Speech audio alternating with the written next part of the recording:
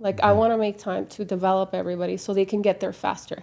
And then I realized they're going to get there faster if I take care of me. My job, if you're talking networking, is to get us in rooms where our egos are like, so whatever we talked about here, and like you produce this, you produce that, I've done this, is nothing. It's like this much, so that we all chill. One of the huge opportunities that I saw early on, and the reason I got into commercial was because I couldn't service my best friend. And I lost credibility. Like, how can you call yourself a loan boss if you don't have those resources? I honestly loved when I was the number 2 guy, like when I was Willie's guy. I'm not used to being like the leader. Well, here we are at the Wealth Gap podcast. Loan boss, es un honor tenerte aquí. We had been attempting for some time. Yeah. I think you were like the first, maybe right after Hector, I had reached out to you, and then no se pudo por un motivo por otro. Most of the time you don't follow through, boss man. Loan boss. Ahorita no tenemos que estar publicando eso, but thank you for coming. No, yes, you always hold me accountable. Thank you for coming. Sé que hay unos cuantos en nuestro equipo que no se enfocan en publicar tanto en social media. Juanito being one of them. Pero son bien chingones. So then it's now my responsibility to help create content so you guys get to meet our team members, the leaders in our company. Loan Boss is one of our captains. And I'm sure there's going to be a lot of people inspired. And hopefully some of your guys' lives change from having people like Sandra share their testimonies. And that's why we're here, Loan Boss. So let's kick it off with the following. So we'll start with the cheer. Thank you. Salud. Y platícanos poquito on like your upbringing. So creciste aquí en SoCal. Tell us about who Loan Boss was. Good girl, desmadrosa. No, I was shy, believe it or not. Yeah, no, that's kind of hard to believe. They tell me that I'm a social butterfly now, and you were talking about yesterday, like, hey, I've always been that man, right? And for me, I was a shy, very studious woman. I was an introvert. You remember when I was shaking? Well, that was me. Like in 8th grade, I was always put in that spot, I guess because they saw the potential and the talent early on, but I was always shaking. I grew into that role because I kind of had to step up, right? I had to be the one in the family. Like you always say, you have to be the one in the family. Yeah. I had a paradigm shift when, believe it or not, I was Jehovah's Witness, and we were really excluded from maybe like the social life. So this is up until like what age? When was it? I think I was like 4th grade. How old are you in 4th grade? No sé. No, yo tampoco. Unos menos de 10 años. So my mom went through a divorce. We kind of dissociated ourselves from the religion. We went from living in the nice area of Uptown Whittier to what they called the projects. And I was like, I don't live in the projects, which is Section 8. But You lived in Section 8? Yeah. Neta. I didn't know that. Yeah. So being that girl that I saw my mom early on having to really just find a way to survive. Yeah. Really put me in that role. So I don't know too much about like Section 8 or how that environment is. Who all lives there? Like it's you, mom, and who else? And my 2 sisters. And how many rooms or square footage? 2 rooms. So I shared a room with my sisters. That was, we're so different, right? Like no me gustaba que me agarrara nada. Yo era bien especial. Y ellas pues being younger, they felt entitled. Like, okay, she's my big sister. She's going to take care of me. Yeah. Always. ¿Qué tal So you said you went from, I'd like to think it's like a nice house. Yes. Stable family, Section 8. How was that transition? Is it like, because there's times where you grow up humbly, but you don't even know because you wouldn't know what to compare it to. But like, did you really feel the like big difference or how was even it? In the schools, even in the I wouldn't even want to go outside because I think I was struggling. Like, this is not what I'm used to. Like, this is not even the schools that I'm used to. So I had to really adapt. Me decían, eres bien querida, no te gusta salir y convivir. Y mis hermanas bien desmadrosas allá afuera y conviviendo. But I think it was like God protecting me from, and then having a bigger purpose because I was very studious y yo siempre me juntaba con las que, advanced placement classes, honor rolls, honor roll. I was, most likely to succeed. And believe it or not, we went through a whole transitional period where, I love to talk about this because it was something that really affected the family. My sister early on, had a kid at 15 years old, and Very it was young. a whole shift for our family, which I think that needed to happen to kind of like ground us and be more like become, I guess, More united? united. Yes. So, he was a blessing in our lives. One of the things I do see that a lot of people don't know, I was supposed to go to, the best schools, best colleges, universities, and I ended up just dropping out early on, going to adult school, and yeah, and I got Okay, my hold on. GED. I So, got my GED. so you were was an academic scholar. You were good in school. Yes. You were studious. But then you dropped out of college or dropped out of high school? Dropped out of high school, and I don't want to. I had to go through a transition that. where I had to go to adult school. I was in my senior year, and believe me, it was like, I'm like, oh my God, like I have to change my whole life because of something that I didn't have control over, right? But I had to see the best of it, and it kind of showed me perseverance. That I in chinga agarré mi GED, and then I went to ¿Cuánto? college. ¿Cuánto es en chinga? Right away. I just So, took like, my GED. I didn't even have to finish. I saw most of my girlfriends and my friends graduate from high school. I was there, but I wasn't walking. Okay, so I'm talking about like you didn't graduate, Yeah. but then how long did it take you to get your GED? You're talking Oh, about like months or is No it a months. year? No months. And months I didn't lose time. I just didn't get to do it how we're used Okay, to got it. doing Okay, it. and the reason why I ask is because when I was 16, I went and tried out and played soccer in Mexico for a year. So I did not do 1 year of schooling.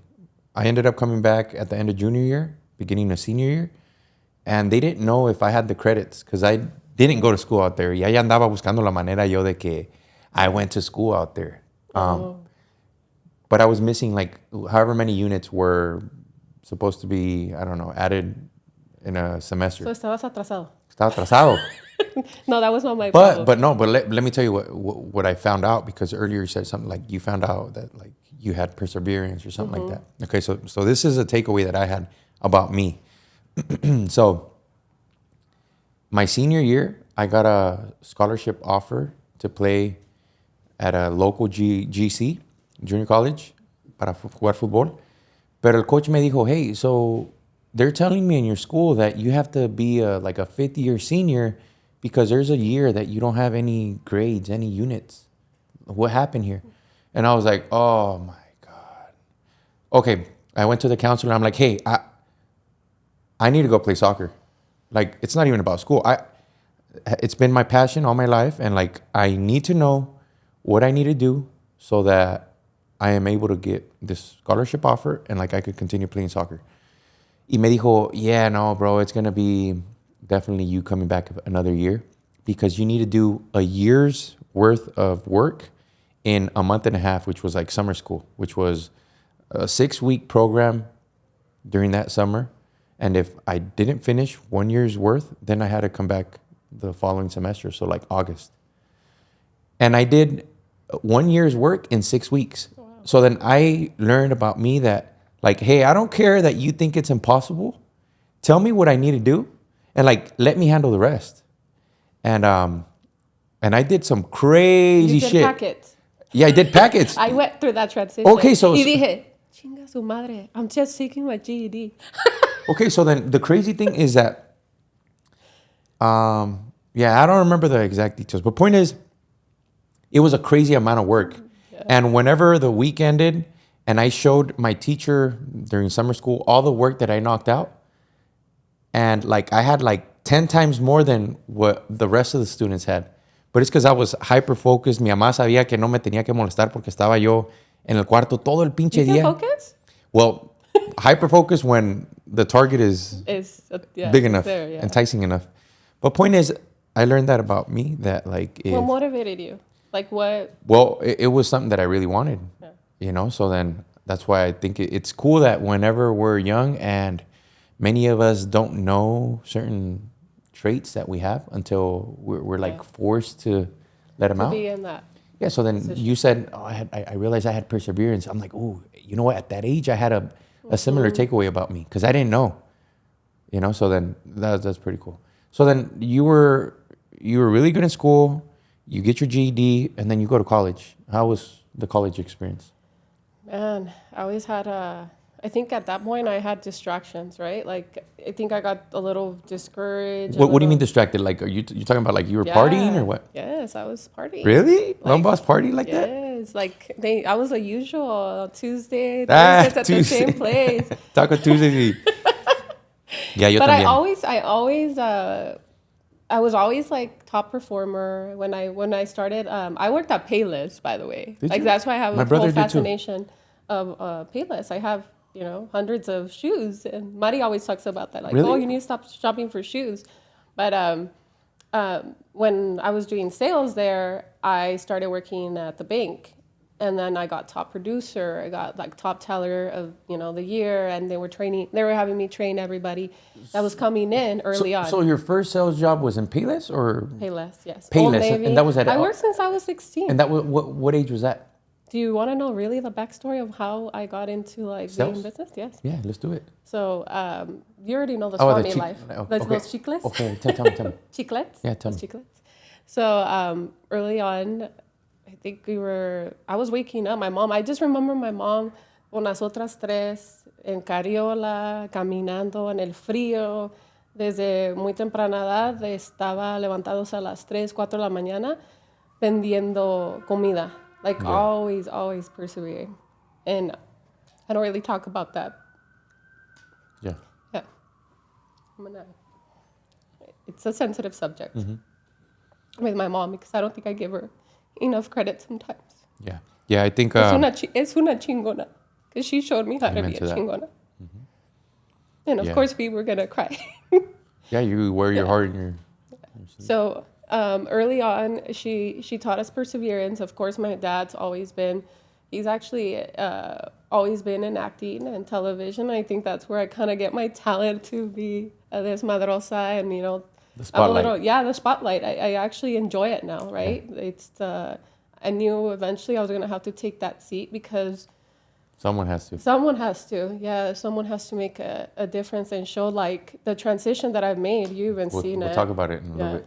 But, I see my sister, and I was always fighting it. Like, Mom, I don't want to be at the swap meet. Like, I don't want to be at the swap meet. Like, this is not life. How old were you when estaban vendiendo chiclets like that you're talking about? So your sales journey that you didn't even know, you were just contributing and like helping and since whatever. elementary school, middle school. That's where my mom, she's always had her own business, and she had to be an entrepreneur. Vendíamos dulces de mayoreo, vendíamos ropa.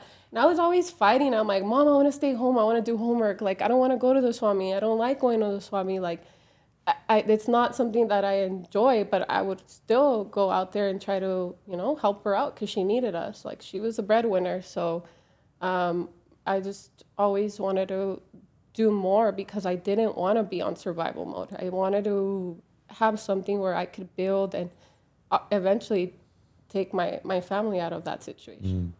Okay, so it started with chiclets at elementary school, your selling career. Yeah. And it's interesting because we talked about this yesterday where it was like, man, I wish I could inspire some of my people to aim for more, or like, I don't understand why they wouldn't want it maybe as much as I want it. And I'm like, no, boss, we can never compare others to us. It's like some of us have had certain experiences that it'd be unwise to think that like they have the sales experience that you have because you started either like you're conscious or you're not, but like in elementary school, that's when your sales career started. So it'd be hard for someone to compete with like, we don't want to age you, but like just many years of experience. Many years But of experience. That's but the point is that okay, so then you started selling at that age, and then you told me that you worked at Payless, but then a teller. So then how else were you involved with sales? What other places? Man, I became one of the things I usually tend to do is like once I don't see myself being able to I guess develop in a company. Yeah. One of the things, because I was really good in my position and training others, and I was top producer. I was referring to the sales team. I kind of mentioned like, hey, I want to be a personal banker. I want to be in sales. But somehow I was never good enough or fully developed to be on the other side.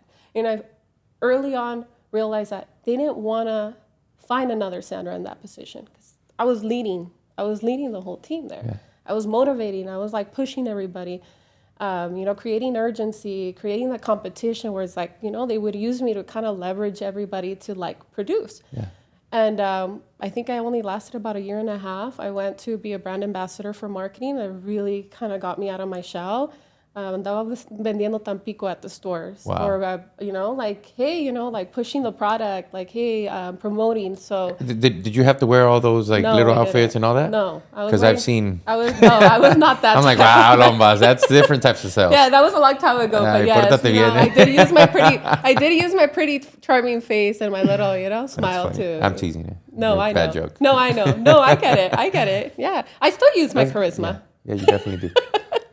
So, I got to do that. Again, unfortunately, I went through a bad experience with my boss and this is something that, usually I don't talk about, but it was a little bit of sexual harassment. And I just started feeling uncomfortable in that situation. And I never really, it's not something that I caused, it's not a problematic problem. You just kind of remove yourself from the situation, but you do voice it, right? So then when I got the opportunity to be a supervisor for, a company that does personal loans, I was like automatically in that seat. Like, hey, you're one of the leaders. You're growing the team in California. They were big in Vegas.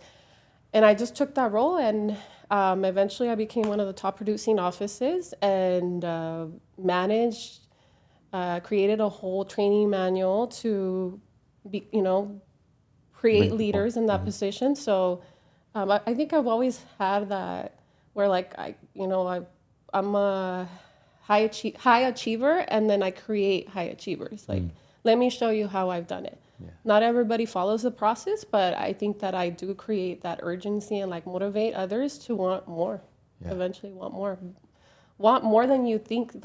I guess get to notice your potential. You get to know your potential when you're with people that are really hard on you, but it's because they really want to see you succeed. And that's one of the things you've done for me. Yeah, for sure. How about mortgages? How did you get into mortgages? Oh, that's. I was on disability during that time. I had just went on disability because I have spinal stenosis, and when I was ready to go back to the company, I got a termination letter. So I did fight my case. Obviously, I never did a huge deal. I saw it as opportunity. Mm-hmm. During the time I was on disability, I went back to school. Is this? 2019. Okay. 2019. So, no, wait, 2018. 6 years ago. 6 years ago. So it got the opportunity. During that time, my mother-in-law was looking to purchase a home. And on social media, I see one of my former colleagues from Chase promoting himself that he does mortgages. And wow. Yeah, so it was all social media. I saw his journey. He would always talk about it. I admire him. He would always talk about what he was going to do eventually, how he was going to own his business. While I was a teller and I was a banker. You're speaking his vision. Yes, and I saw it and I was just like, man, how did he do it? I want to do it, right? Yeah. I've always envisioned myself in mortgages. I never knew how to do it. Never really took the risk because I was always looking forward to growing within the company. And again, somebody suppressed the potential I had. There was one lady, I was about to get promoted as a district manager. I'm going to show you something in a little bit, but keep going. Oh, yeah. I was about to be promoted as a district manager, and then one person held me back from that position. And it's because I think sometimes, unfortunately, other people, when they see your potential, they kind of feel threatened by it. And there might be, and I always said, I will never work on the corporate world where other people control my vision, my mission, and building my own business, having the direction where I know, hey, this is what I want to do, and nobody can suppress that talent. So that's how I kind of reached out to Jerry Lohman, my ex-broker. He's amazing, but by the way, if you guys are looking to get mentored, he's an awesome mentor, just like Andy. That's awesome. Yes. That you can honor him for that. Yes.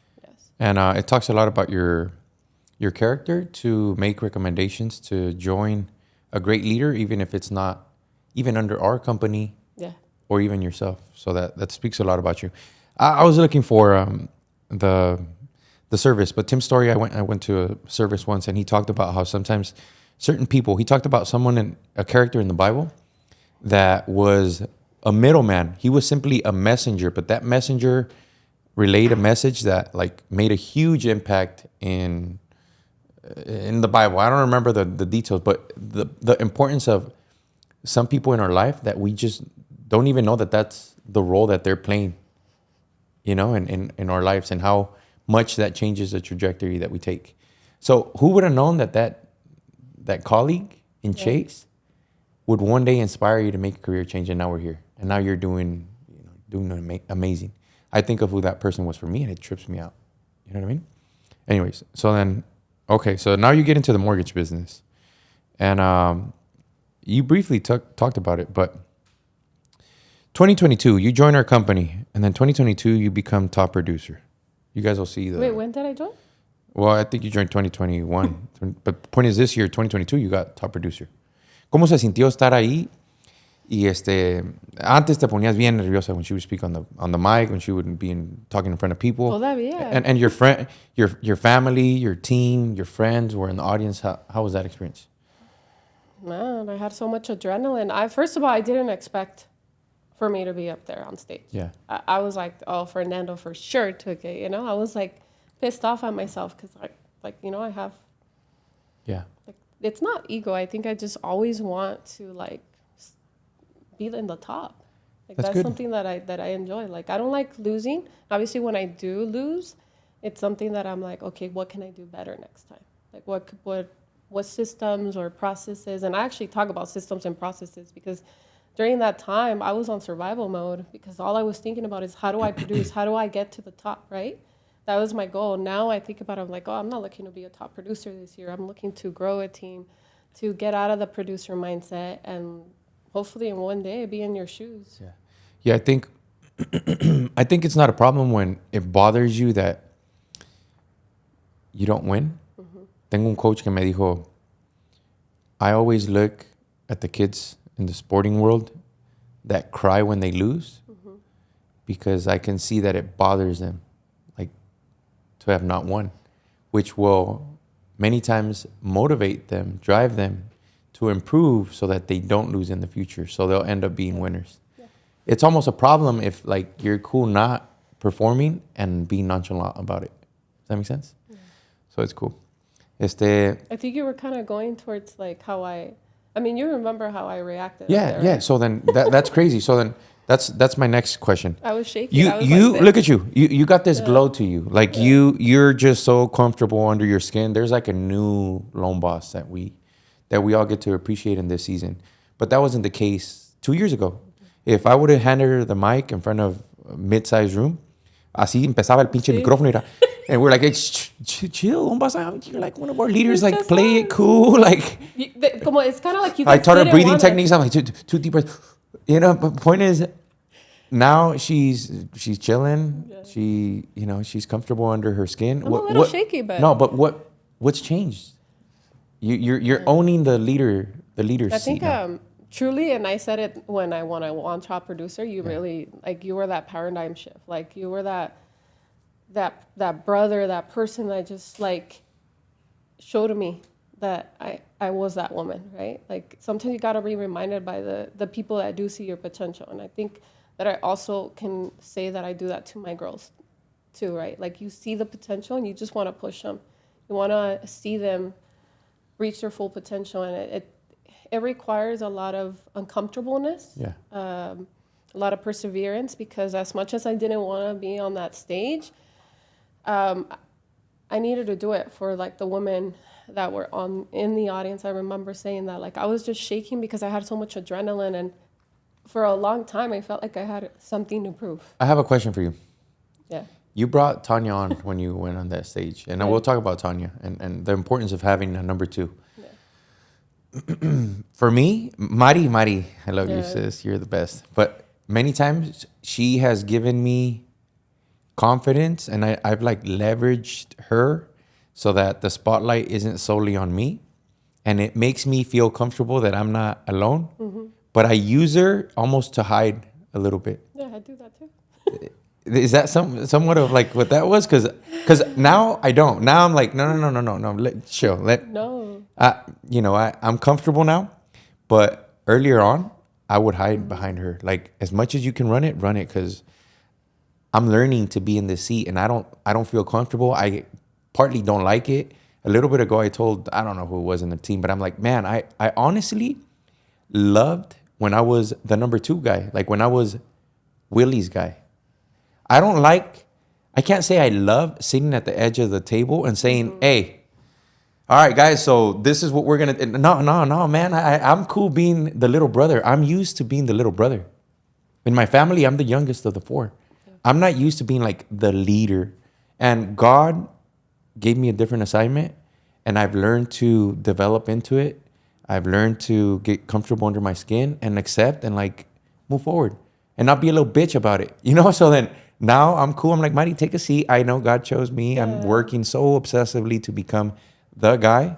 And now I own it. But that's what I'm talking about. Like, how did you get comfortable? And I don't see that you call her up. Like, I still look at her. I just spoke on Tuesday, and I still looked at her, and I think she just gives me the strength. Like, you got this, like you got this. Like you're that woman that like you need to make a difference, and she's definitely my safety net. Yeah. But she's also like, she deserves to be on stage with me, because she's the one that has got me this far too. Because without your number 2 and somebody that like, I'm always like, Tanya. And even for my personal life, she's my sister. Like, we share everything, and we were just giving each other advice yesterday. I think when you can find that unconditional love from somebody, especially when you're growing a business, it's priceless. I think that when we're ramping up, it's easy to find naysayers. It's hard for people to be cheering you on early on, and they want to cheer you on when you no longer need it. Like when it's like, I don't need no one giving me props no more. It's like, bro, I needed props when I was talking out of my ass, and like I was the only one talking about, I'm going to be the one to take care of my family. I'm going to be rich so I could take care of my parents, so I can, the next generation. Everybody thought I was crazy. That's when I needed cheerleaders. You think I need cheerleaders now? No, man. Like now there's evidence. Now I don't need the exterior like validation. I'm cool now. So then it's cool when you have people that, as like you're on the come up, they're believers. They're supporting. Yeah, they believe. Yeah. You know what I mean? She definitely believes in the vision. So let's talk about that. You have a beautiful squad, and we're missing some here. Maybe you could share if you want to, you don't, but like you've done very well financially when it's Sandra focusing on production and it's just you, but you decided to go the team building route. Like, why is that important for you? Well, first of all, I know what it is to be a top producer, and I know what it is to be consumed and not have a personal life, because you have so many expectations, so many people counting on you, families, realtor partners, everybody's looking for you to get the deal closed. Yeah. So I've been such on like production mindset, survival mindset, where I started realizing like me and Tanya, we didn't have a personal life. So I'm like, how can I make this, we enjoy what we do, but how do I make it more enjoyable? And how do I build something where everything doesn't fall on me, just on me? How do I build the generational wealth, the real generational wealth, where when I look at you, it's like you still have to create the vision. You still have such a responsibility with all of us. But I see you more composed, more like, hey, like, todo está pasando como tiene que pasar, chill mode, like, really. And I'm very sane. I do feel very. And I sleep my 7 to 8 hours. And that's what I want. Look at this machine. Well, maybe. And right I can tell you that right now. Just to know. And yesterday I told you this. Let me touch. I told you, Lombas, you're safe when you're with me. Yeah. Because I'm with Juanito, and he's packing, so we're good. So I'm starting to enjoy the fruits of that labor, right? Like having people in the right seat, where everybody's like, relax, Sandra, everything's good. You're there, everything's running. And to feel that at ease, where I used to feel like everything was on me. Like I felt everything was so heavy. now I'm like, oh, and I'm here right now and Yeah. I'm relaxed because everything's being handled without Lombas. Yeah. Like that's, for me, the biggest reward that I can have. Yeah, so I have I don't want to say who it is because it'd be over disclosing, but someone in an inner circle, not in our team, not in our company, but he runs a pretty big business, but he told me he's losing sleep. He's like, man, I wake up sometimes at 3:30, 4:30 in the morning, and I just have thoughts of things that need to get done, and I need to go here and I need to go there, and this needs to get done, and I lose my sleep. And I'm like, oh yeah. I remember years ago, I used to be the same way, but it's maybe a higher or two. Yeah. Like when you have the people that you know can, I think we talked about this yesterday. There's 100 tabs open, and you know that all this shit needs to get done, but you bring in players that are like, hey, chill, I got these 20 tabs. These are mine. You don't worry about these. And you know that their competency can handle that. Then you forget about it. Those tabs are no longer open. Then you bring another cat that like handles these next 20 and these next 20. So then, but sometimes people see hiring as an expense rather than an investment. And that's where like the problem is, because many small businesses stay small because that's the philosophy that they're subscribed to. So then I told them, you should be okay making a little bit of less money, like take home, but get your sanity back, get your sleep back, Exactly. and put someone in that seat that can like handle those open tabs for you. So I'm good. I'm glad that you're now chilling, breathing, enjoying yourself right now here, and you have the confidence that business is getting handled. Well, those are the recommendations, if we have those leaders that are setting the bar high and setting the example, why wouldn't you follow the process? So Lombas, you tell us about Lombas and Co. Tell us about, what do you call it? Resi-mercial, or what is it? But you do commercial. I want our team to know, our followers to know what services you offer and how important it is for your partners to know the difference from like working with a loan officer or working with, I don't know, just a commercial lender. Like, what's different about Lombas and Co. so that they know the difference and the value that you bring compared to everybody else? The main thing is that what we promise is what we deliver. One of my mottos, one of the things that I preach is that if we're going to promise, we're going to deliver. We don't overpromise, we don't underdeliver. That's definitely one of the things that has helped me build. When we say we're going to do something, we're going to be about it. We're not going to just be a show. Hay mucha vanidad en Lombas and Co., pero también, es algo que we follow through on the promise. Somos definitivamente mujeres chingonas. So definitely Lombas and Co. is not only doing residential now, but is doing commercial financing, and definitely got the mentors, got the support from you to really expand that. And not only Lombas & Co., but Next Gen Home Loans also offers those services. And when you get to be diversified, when the loan products that you're offering is like, no, you're not going to lose relationships. Yeah. You're not going to lose realtor partnerships. They didn't go somewhere and get the resources somewhere else in-house. Yeah. We have it all. Yeah. Like, we have all the resources. One of the huge opportunities that I saw early on, and the reason I got into commercial, was because I couldn't service my best friend. And I lost credibility. Like, how can you call yourself a loan boss if you don't have those resources? Like, oh, you're trying to do me wrong, right? You're giving me a higher rate. But what I was offering her from the products that we had, it's not that we didn't offer the products, it's just we didn't have the resources. More now options. we have them. When, like, I never say no to somebody. If I cannot get it done, like if Loan Boss and Co. cannot get it done, It's just because they can't get it done. Yeah, exactly. So we're very resourceful when it comes to that. And not only us, but I think it's like Next Gen in the whole, like we have the resources. We'll talk a little bit about Next Gen, but let's talk about this. Let's talk about family. Oh. How important has it been for you to be the one? I don't know how I'm gonna get emotional right now. like how entrepreneurs or anybody that goes into business for themselves, if they understand the dynamic on like how it is with family sometimes. For some, nothing changes. For some, there's unity created. For some, there's even like a little bit of distance. Like, how has it been for you? Man, sometimes I don't get to talk to them very often, but they understand that I'm the one that's like making a difference and I have a full plate. Sometimes I can't get back to everybody, but I do at least send them a text and tell them like I love you girls. And we've, I think it kind of like my sister's going through to Mexico at an early age created the separation. I don't know if you know that story, but two of my sisters live in Mexicali, and one of my sisters actually just came back about 2 years ago. So I didn't have them for a few years, and it really did.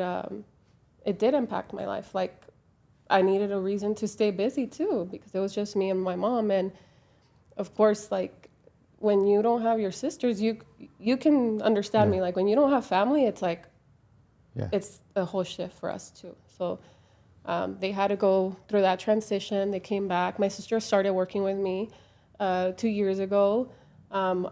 She was very motivated. I think one of the things that I also say is that I've also had to sacrifice. When I decided to go into commercial financing, I kind of was a little bit selfish when I said I'm going to let go of residential right away. And I went full commercial. And I wasn't ready to take that step. And that's one of the things we talk about, having the foundation set in what you're building, having the right people in the right seat, and then transitioning to doing something new. And that's one of the things that you have advised me several times to do. And I follow what you offer me, but then I kind of say, okay, how do I make it Lombas way? Like how do I make it work? How do I prove that I can actually do it if I have these systems in place? And I am doing it. Like I'm doing both. You are? Becoming that leader as well, because I mentioned to you that this yesterday, I feel guilty when I cannot give my time to everybody. Like I want to make time to develop everybody so they can get there faster. And then I realize they're going to get there faster if I take care of me and I get there. I asked you for that first. takeaway yesterday. Yes. That's good. So I do listen, Bossman. Okay, so let's talk about our relationship. I love that we've been tested. Like we've gone through battles together. Sometimes we've had differences, and it's probably because we're like very similar. And now we're here. But like, why does Loan Boss and Co. When you've been recruited heavily, like everybody wants Loan Boss and Co. Partnered with them. But like, why do you choose to stay with Nation? Stay at home. Oh no, I've heard it. I've told you this before. When people maybe mention my name to be like, is she recruitable? Like maybe you think I'm recruitable, but I'm really not recruitable. Obviously, I do hear the noise sometimes, and obviously they go, well, I'm the loan boss, like maybe I do like deserve to maybe take the next step in my career, or what I so-called think is the next step. But one of the things that they do always say is like, no, like loan boss lo aprecia un chingo, like. I do. Like you're my brother. You're my partner, my business partner. I see you as my business partner. Where ultimately you want the same thing that I want for my girls. You have that unconditional love, and not just for me, but everybody in your team. Like you want to see everybody win. Y no hay un poquito de envidia en tu corazón. No, if I were to be in your shoes one day, like you always tell me like, you got this, Lombas. You're good. If you want to be a broker and you won't be my competition. If anything, we'll edify each other. We'll share, what's working, what's not working. So I think that's because I see the true intention that for me, I'd rather build it with you than anybody else, because what we have is priceless. And what I have with the team. Oh, let's talk about the team. Yeah, because many I'm times. talking about like next gen team. Aside from Lombas and Co., they're my brothers, I do get, like, a veces sí. Se agarran a chingazos y se desgreñan and all, but. Because we're all different. We all have different mindsets. We all have different visions within us. Yeah, so it's normal. Okay, but let's talk about them. What's your favorite team or favorite thing about the team? Because many times when people want to join, as of right now, 90% of the team members have come through Andy's filtering. So, like, I get to see who joins. I have a feel for the attitude, for the energy exchange that there's going to be, and I fucking love it. But when I have someone that I'm talking to, which I've been talking to a lot of people that want to join recently, and I'm like filtering them. I'm always thinking like, you guys think that maybe I'm going to be the value add here? Like I'm going to be the reason why you join, but you're tripping. Wait till you meet the group. Yeah. Wait till you meet everybody. I don't know who you follow or who you don't. And I've had people tell me that they don't follow the team. I'm like, oh, you're fucking up. Like, wait till if everything works out and you join, the come up is in like joining the team, not Andy. Andy's not the reason why people stay. I'm positive it's the unit. But you tell me, like, how has your relationship with the team been, and how does the team help Lone Boss? Oh man, they definitely get like they keep me on check. We all need it. Yeah, one of the things that comes to mind is obviously despite Amari and Lupita being in that seat of leadership, for me I'm on the sales leadership, right? Yeah. So I'm in the same seat they're in. Yeah. And that's already hard because they feel because I don't have kids and I'm single, they expect a lot more from me. And that's just my perspective, right? It's like, well, you don't have an excuse, Lone Boss. Like, you could be doing so much more. Yeah. I'm like, I am doing so much more. And sometimes, like, maybe the communication is not there with the team, but then at the same time, it's like, no pasa nada, right? Like, it's like, come here. Like, whatever happened or disagreement there was, it's always like, I got your back. I got your back, Lone Boss, right? Yeah. Like with Alex. And I'm just talking about leadership. Fernando, like being in a partnership with him. And sometimes he hears my perspective and he's just so like calm about it. Because for me, I'm like sometimes a little bit like reactive, and I'll be honest. Like, and then they're like very chill. They're just like you. It's like what you demonstrate to them, right? Like, usa, like no pasa nada. And Sí está pasando un desmadre usually up here, but I'm like... Yes. And even with Juanito and their wives, right? Like family oriented, like que tienen un respeto de que cuando sabes que hay otra mujer y la ves como su hermana, that's the most beautiful thing. That's like they already know. Like they know the love we have for each other, and it's not in any other way, but like tú eres hermana y somos hermanos, and we're building this together. I think that's the most beautiful thing, and like that I get to build friendships with their wives too. That is awesome. Yeah. Ahorita que just got married, people. I just got this ring. It's a little loose, never thought pero I would see that. No, yo sí. You know, I was praying for it. Pero hubieran visto a Juanito, hubieran visto a Lombas, a Gil, a Montalvo. No, yo no hice nada. Fernando. Like, everybody was getting low. Tengo un video. Dani, lo pones. I'm going to show you. Todos andaban getting low, perreando solos. 7, 8 guys. Dani, lo vas a subir, bro. I was like, estos cabrones se quieren un chingo. It's so beautiful. We do have a lot of fun and a lot of respect. Yeah, I love it. We get to travel together. Yeah. We've been to Costa Rica, Lake Tahoe together. This is my favorite time of the year when we get, wait, when are we going? Halloween. We have Thanksgiving coming around, and then Christmas, and then Bali. Yeah. That's going to be super fun. Oh, yeah, the culture. Like, siempre se siente la energía. Like, all of us want to see each other win. Like, no hay competencia. The friendly competition is good. Yeah, tiene que haber poking. Yeah, but it's just, we want to see each other win. Okay, so what would you say to people looking to join the business, whether it's new LOs, new realtors, like anybody looking to join either the company or Lone Boss & Co. Yeah. Like, you talked about culture, but why would people consider you versus or us versus other people? What do you think? So one of the things I asked one of my mentors when I joined the commercial space is like, how do I get there faster, right? Mm-hmm. Because one of the things that I do see is that if it's difficult not to get comfortable. And some people right now that are transitioning, they're comfortable where they're at. If you really want to be challenged and you want to reach your full potential and you feel like you need more, this is a team, because we really stay innovative. We never plateau. And if we feel like we are already plateauing, like we're looking to do more. And we definitely want to see each other win. And we always do things like leading with our hearts, where we want to see the next person take our seat.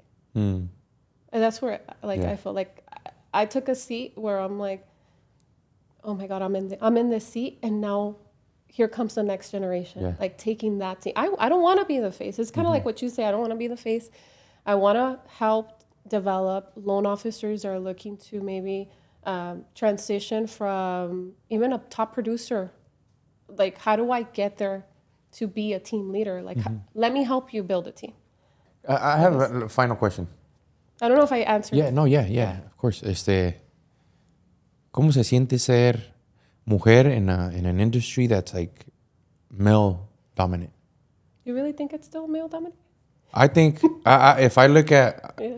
if I were to look at like, I don't know, top producers or even okay. owners of, So be a top producer in a male dominated. I think that there is a big crowd of males and females, and I'd like to think that it'd be like 80-20. I think 20% of the top. I wonder how many females there are in, like, you know what I mean? I don't know. I'm just guessing. No, but like I always ask that. Like, are we still in a male dominated industry? Because in the commercial, I know it's very male dominated. It's like people in their 40s, 50. There's not a lot of Hispanics in commercial, especially bilingual.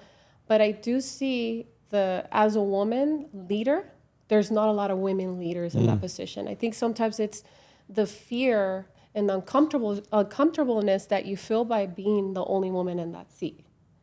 Like, one of the things, I walked in a room and this other woman told me, oh my God, thank God, you're the second woman here. Like, I feel safe now.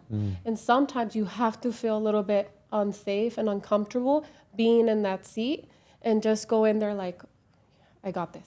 Like, I have a voice. Because sometimes we stay quiet, but I always have a voice. Like, I always have something to say. So the only thing I can say is that we do need to build more women leaders to take on that seat and take on that role. For me, I would love to see another woman in TNG in the leadership position, in the sales position. I wonder if you would nominate somebody. Who would you nominate? I have an idea who that person's going to be, but who do you think? Oh boy. Do you want to do it publicly or not really? Not yet. I don't want to I have someone that I'm like, wow, okay, so super say it. chingona. Because I think we might have the same person in mind. Yeah, no, I can't disclose. You guys will see. But one thing I will say, and this is something you told me, Lombas, aunque seas chingona, yo siempre te quiero ver la más humilde. Yeah. Que no se te suba la cabeza, because it's hard. Yeah. When you ya tienes un poquito de exposure, you're leading, you're building a team, you're a little bit of the center of attention. It's hard to stay humble and stay a student. Fuimos yo y Freddy con un... Wow. He might watch this. We met up with a real estate agent. Y tiene 20 y tantos años en el negocio. Y le dije, hey, me gustaría de que habláramos de la posibilidad de que entraras al equipo de real estate. Le dije, quiero que conozcas a Freddy. Y conoció a Freddy y se empezaron a agarrar como, why should I join you?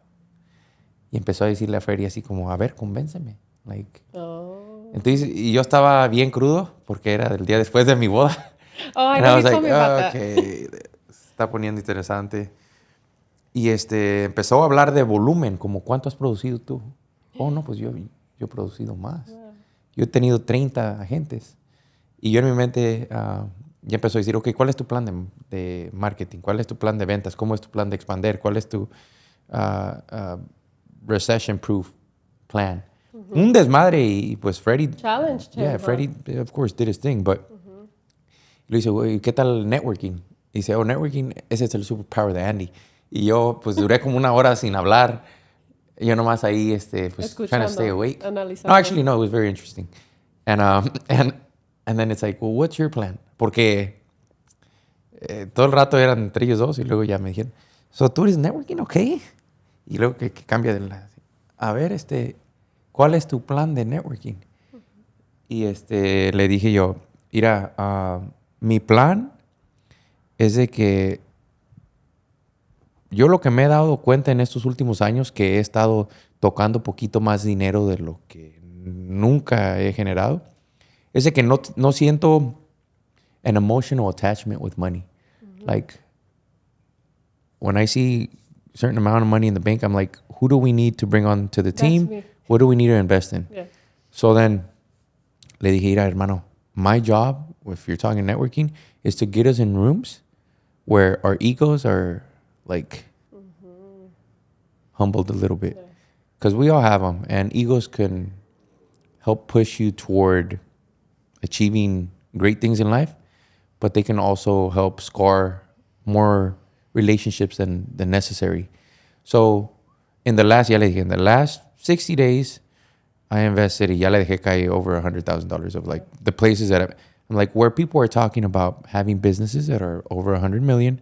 So whatever we talked about here, and like, you produce this, you produce that, I've done this, is nothing. It's like this much, so that we all chill.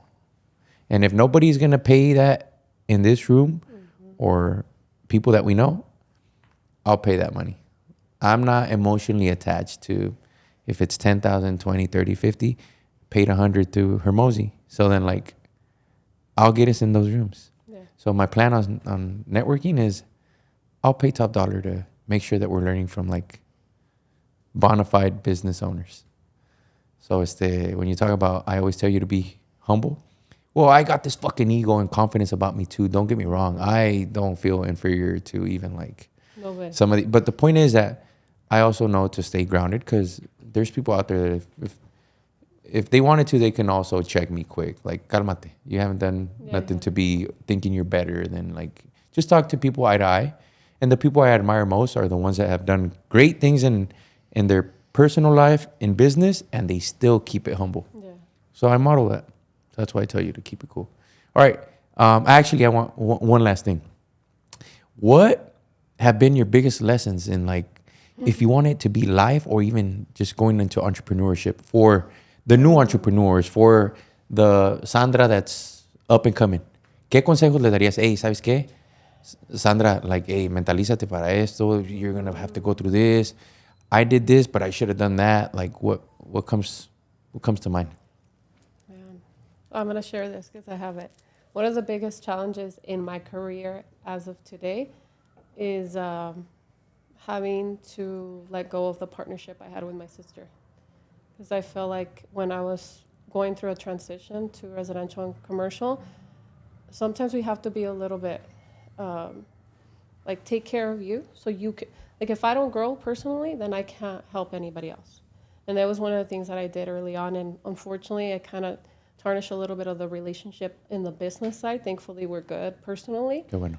But it took a lot. It was challenging to go through that. And I think one of the reasons why she decided to leave the team is because I wasn't where I needed to be mentally in my career. So take care of your, like, sometimes things can get out of hand where you're really hard on yourself and you want to be the best and you want to go fast, but staying composed and taking care of you. That's one of the things you always implement, like, take care of Lombas first, like, physically, mentally, do your non-negotiables, go get your massages, take care of you so you can be good for your people. And that was the biggest lesson, like, losing my whole team, where I said, and that's where I kind of realized my perseverance, right?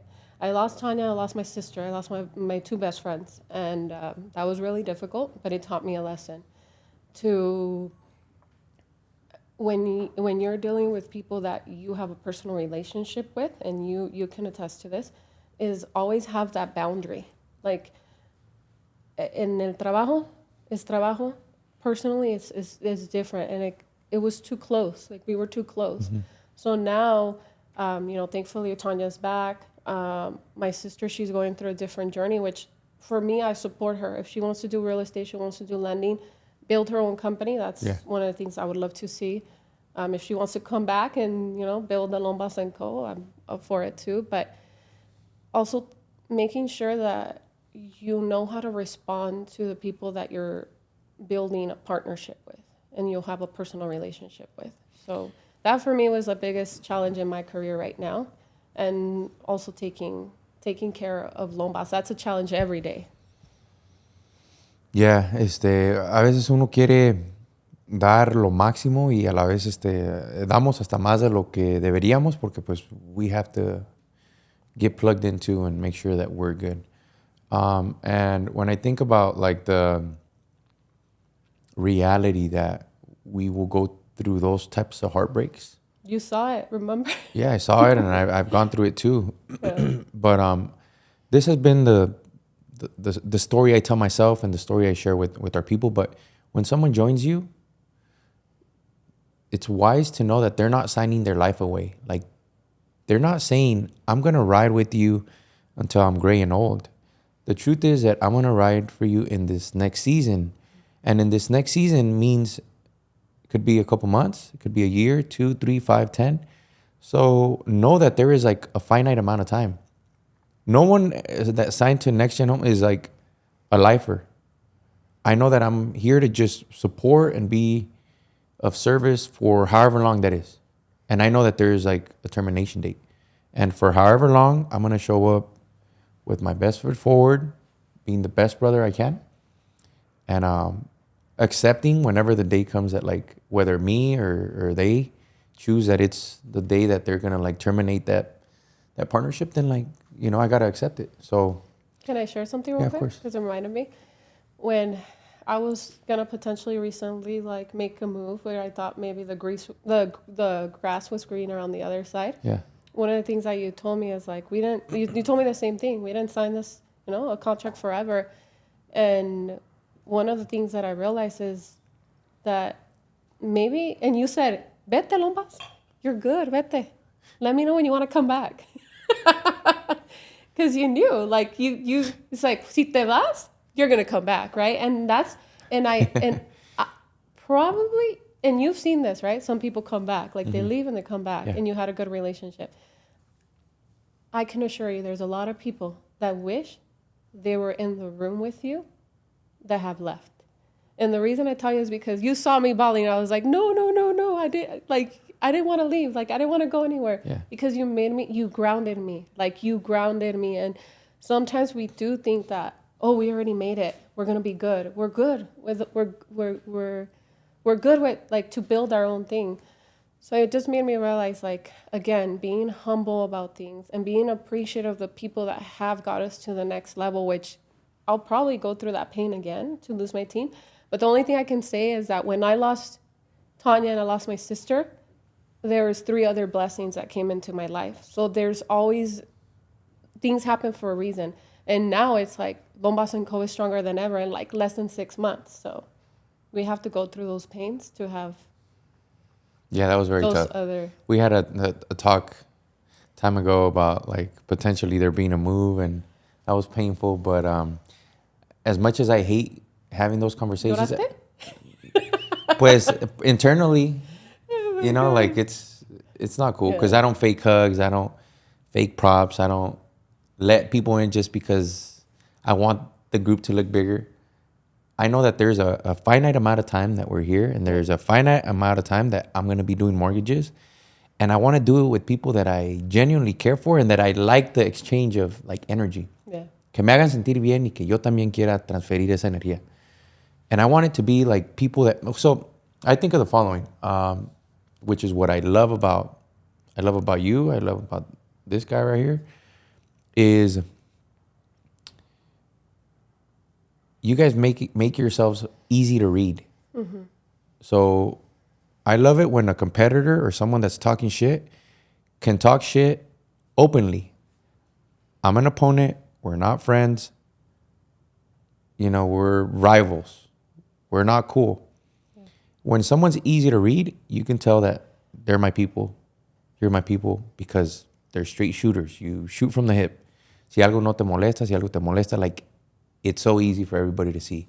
What's fucked up and the most painful things is when I've had people in my corner that I believe are people that value me and I value them, and they're behind, closed doors, talking shit about the dudes that's trying to help them. Like, you just told me a little bit ago that I don't remember what party, someone was like, yeah, Andy this, Andy that. I don't want to say the name, but like, you remember that? Me acabas de decir, hey bro, this person, I've never told you, but like, this person was saying that Andy thinks he's all that, all this and all that. And that's when I'm confused on like, bro, are we friends or are we foes? I'm cool if you're direct and if you can just let it be known that we're not cool. Mm-hmm. And I love people that can be easily read because I just know that I want to pour my heart into you. And whatever I can do to help you, I got you. And when you're upset, I love that you can just say that you're upset because I don't have to guess. I don't have to be super No, you vigilant, can which is why I'm so in love with our unit right now and the people that I can bring in. And like, you know, I don't fake the hugs. I don't fake. So then when we have to have tough conversations like that, it hurts because the people in my circle is like people that I truly love. In this season, in our business, it's all filtered. It's all people I'm emotionally attached to. It's not like I don't give a rat's ass. So yeah, that conversation was not cool. But, you know, I'm grateful for what God decides to like put us through because now we're here and it was an opportunity to grow an even deeper friendship, deeper partnership. Okay, Lombas, where do our people follow you? This is some emotional conversations, but like, where do our people follow you? The Lombas & Co. and at the Lombas. There you go. Thank you guys for tuning in.